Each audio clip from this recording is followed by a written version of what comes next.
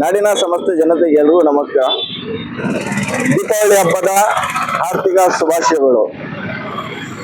ಜನರಿಂದ ಮನವಿ ಇಷ್ಟೇ, ಏನ್ ನಮ್ಮ ರಾಜ್ಯ ಸರ್ಕಾರ ಏನು ಮನವಿ ಮಾಡಿದ್ದಾರೆ, ಏನು ಪಟಾಕಿ ಹಂಚೋ ಟೈಮಲ್ಲಿ ಹಸಿರು ಕಲರ್ ಪಟಾಕಿನೇ ಹಂಚಿ ಅಂತ ಏನ್ಬಿಟ್ಟು ಹೇಳಿದ್ರೆ ಅದನ್ನ ಪಾಲನೆ ಮಾಡ್ಬೇಕಂತ ಹೇಳ್ಬಿಟ್ಟು ನಾನು ತಮ್ಮಿಂದ ಎಲ್ಲರಿಂದ ವಿನಂತಿ ಮಾಡ್ತಾ ಇದ್ದೀನಿ.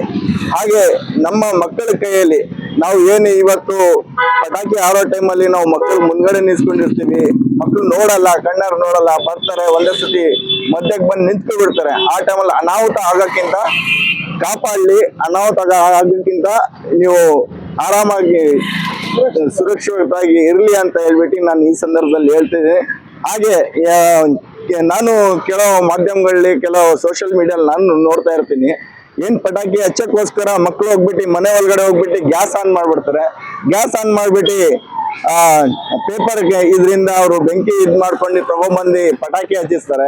ಆ ಟೈಮಲ್ಲಿ ಮನೆಯಲ್ಲಿ ಗೊತ್ತಿರಲ್ಲ ಏನ್ ಮಕ್ಕಳು ಪಟಾಕಿ ಹಚ್ಚಿಸ್ತಾ ಇದಾರೆ, ಇಲ್ಲಿ ನಾವು ಗ್ಯಾಸ್ ಆನ್ ಮಾಡಿದಾರೆ ಅಂತ ಹೇಳ್ಬಿಟ್ಟು ಗೊತ್ತಿರಲ್ಲ. ದಯವಿಟ್ಟು ಮಕ್ಕಳ ಬಗ್ಗೆ ಗಮನ ಇಟ್ಟಿರಿ, ಮಕ್ಕಳ ಬಗ್ಗೆ ನೋಡಿ. ದಯವಿಟ್ಟು ನಾನು ತಮ್ಮಿಂದ ಎಲ್ಲರಿಂದ ವಿನಂತಿ ಮಾಡ್ಕೊತೀನಿ, ಮಕ್ಕಳ ಬಗ್ಗೆ ಗಮನ ಕೊಡಿ ಅಂತ ಹೇಳ್ಬಿಟ್ಟು ಈ ಸಂದರ್ಭದಲ್ಲಿ ಹೇಳಕ್ ಇಷ್ಟಪಡ್ತೀನಿ.